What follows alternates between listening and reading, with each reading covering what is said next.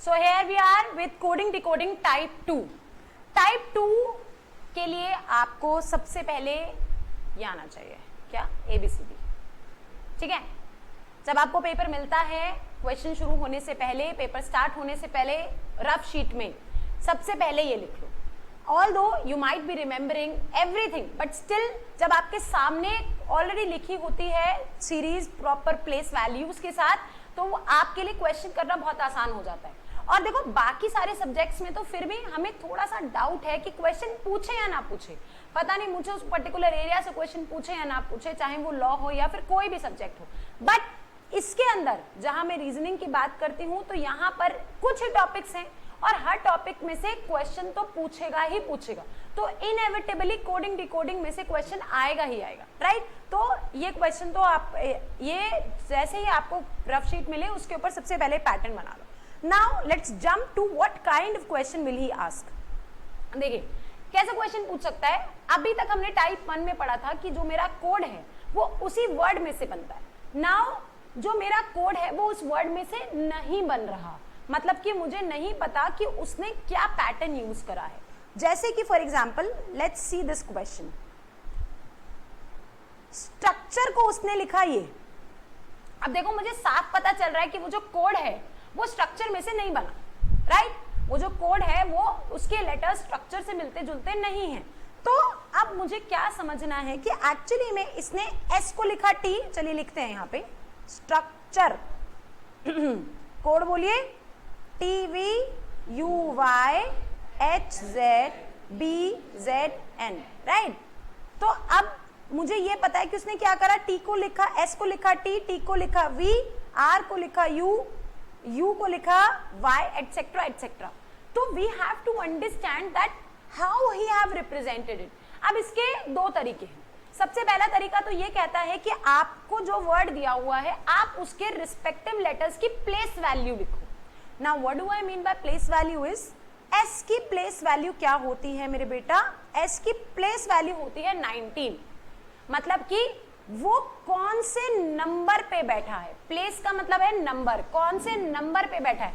तो ये जितने भी लेटर्स हमने लिखे हैं उस लेटर के ऊपर जो नंबर लिखा है वो उसका place value, right?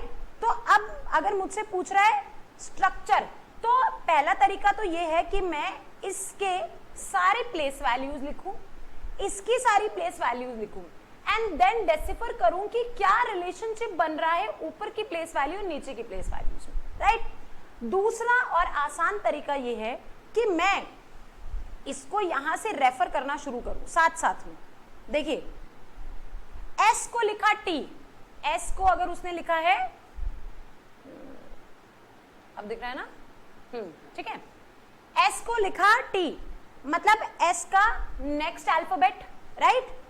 R, T को लिखा यू, टी को लिखा U next alphabet. V, sorry T को लिखा है वी, ये वी है.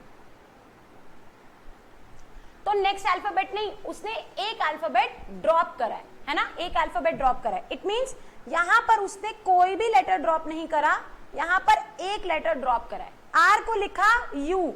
अब देखो कितने लेटर्स ड्रॉप कर रहा है आर से यू पे जाने पे, कितने? दो, राइट? तो क्या आया मेरे पास? दो लेटर्स ड्रॉप कर रहा है. सी को लिखा एच, कितने लेटर्स ड्रॉप कर रहा है? सॉरी यू को भी है ना अभी, तो यू को वाई, यू को वाई, कितने लेटर्स ड्रॉप कर रहा है? 3. सी को एच 4. एक सीरीज समझ आ रही है कुछ? 0 1 2 3 4. लास्ट वाला चेक कर लेते हैं. ई को लिखा एन, ई को अगर एन लिखना है तो कितने letters? 1 2 3 4 5 6 7 8, that is 8. So I can say that there is a series in which he is dropping the letters, dropping the alphabets in the consecutive order of this alphabets, right? अब मुझे किसका code बनाना है? Remedy का. जल्दी से बना के बताओ अपनी नोटबुक में, बनाओ फटाफट से.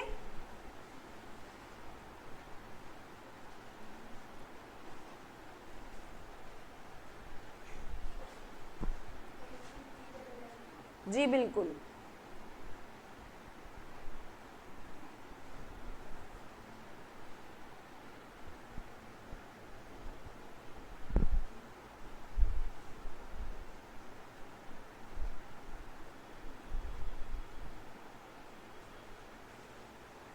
ये आ रहा है सबका, SGPIIE है ना।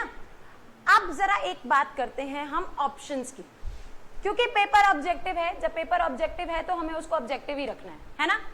तो सबसे पहले ये देखो कि आपके जो चारों ऑप्शंस हैं उनमें से कौन सा ऑप्शन सिमिलर नहीं है।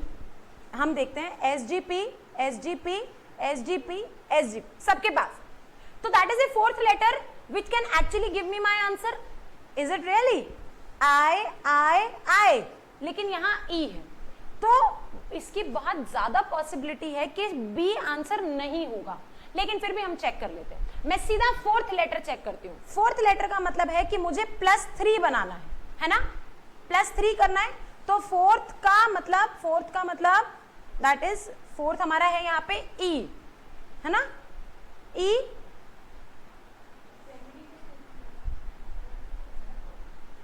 हाँ E तो है, ठीक है। तो E में हाँ बेटा रेमेडी का ही तो फोर्थ लिया है, 1 2 3 4 E, ठीक तो है। अब इसके अंदर हमें +3 बनाना है, 1 2 3 ड्रॉप करे, क्या आया I। तो obviously what I said was right कि E वाला ऑप्शन नहीं होगा, तो B तो एलिमिनेट हो गया। अब मेरे पास 3 ऑप्शंस बचे, इसमें आप अनकॉमन देखो, अनकॉमन क्या है, JHI, सारे ही अनकॉमन है। अगर मैं अपना 5th लेटर का आंसर निकाल देती हूं तो मेरे पास आंसर आ जाएगा ना। 5th लेटर क्या है जल्दी बताओ, D, और D में मुझे कितने ऐड करने पड़ेंगे, 4, मतलब I have to drop 4 letters, 1 2 3 4, क्या आया I। तो वो वाला आंसर होगा जिसका लेटर I है, राइट। तो correct answer is B। So this is type 2, जहां पर आपको पैटर्न समझना है प्लेस वैल्यू से, उसकी जो वैल्यूज दी हुई है। जरा क्वेश्चन नंबर 2 करके दिखाओ जल्दी से, सेम स्ट्रैटेजी से। उसे मिनट को लिखा है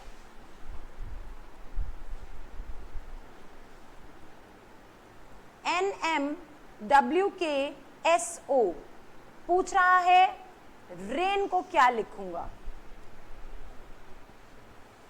जल्दी से करो।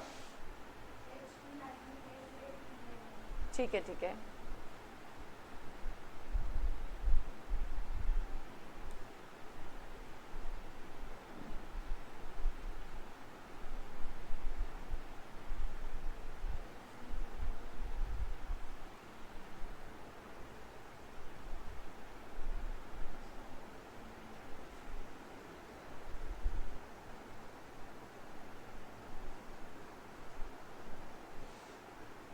मिला, क्या करा है बताओ।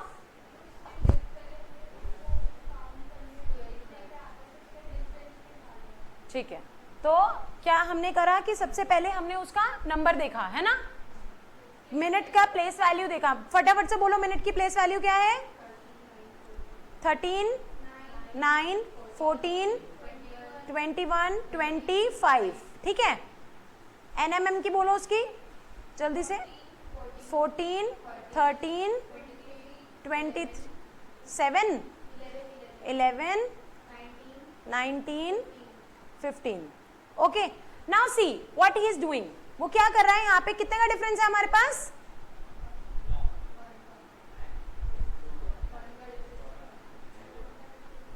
कितने का डिफरेंस है, 1 का, यहाँ पर 4 का, यहाँ पर 9, यहाँ 16, यहाँ 25, यहाँ 36।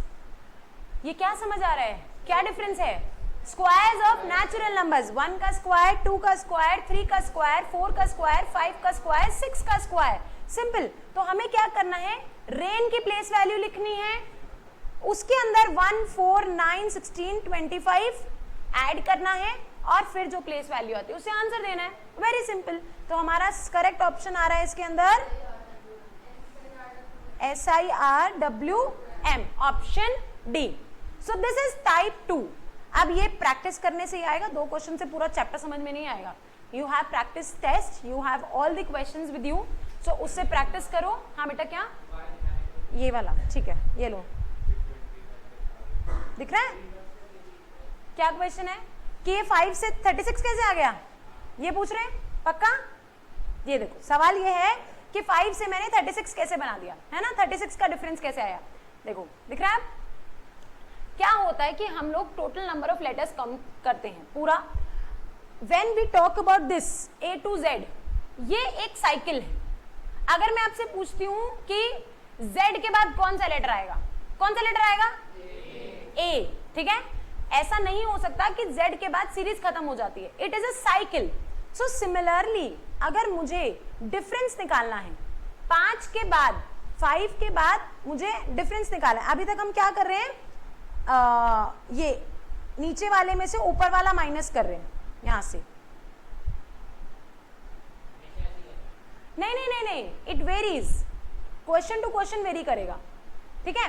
अब अगर मुझे 15th लेटर से, यहां से देखो 15th लेटर से 5th लेटर पे जाना है, तो मैं वापस तो नहीं जाऊंगी, तो मैं पहले क्या करूंगी, 15th के बाद पहले 26 तक जाऊंगी। कितने गई? 11। 26 में से 15 आ गए, 11, और उसके बाद फिर 5 यहां आई, तो ये कितने आ गए?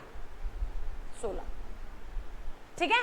ऐसे this is cycle, the entire is cycle. अब यहां पर क्या हुआ, यहां पर एक्चुअली करना है मुझे 5 से 15 पे जाना है वापस, तो 5 से पहले मुझे 26 माइनस करना पड़ेगा, दैट इज 21, और फिर 15 और, तो 36। This is how it has come, ठीक है? और अगर जस्ट इन केस आपको कोई ऐसा क्वेश्चन अटक रहा है कि जिसके अंदर मुझे ये समझ भी नहीं आ रहा कि ये क्या करा है, ये 36 कहां से आया, ये क्या करा है, तो थोड़ा सा आपको अपना लॉजिकल सेंस लगाना है that this is 1 square, 2 square, 3 square, 4 square, 5 square, then obviously the other number has to be 6 square, that is 36, ठीक है? तो my advice to all of the examination is always that बेटा ये जो exam है, this is, ये specially reasoning subject, ये बहुत फ्री के नंबर दिए होते हैं। आपका कोई यूपीएससी लेवल का पेपर नहीं हो रहा कि आपके अंदर बहुत सीसैट के या फिर बहुत डिफिकल्ट क्वेश्चन पूछेगा, बहुत पजल पूछेगा, बहुत बेसिक क्वेश्चन पूछ रहा है। My advice is do not make it complex, keep it very simple as it is. Okay, so this was type 2। बाकी प्रैक्टिस करो, प्रैक्टिस की भी सारी वीडियोस अवेलेबल हैं, और देखो सब कुछ अच्छे से क्लियर हो जाएगा, ठीक है? सो this was type 2 of coding decoding.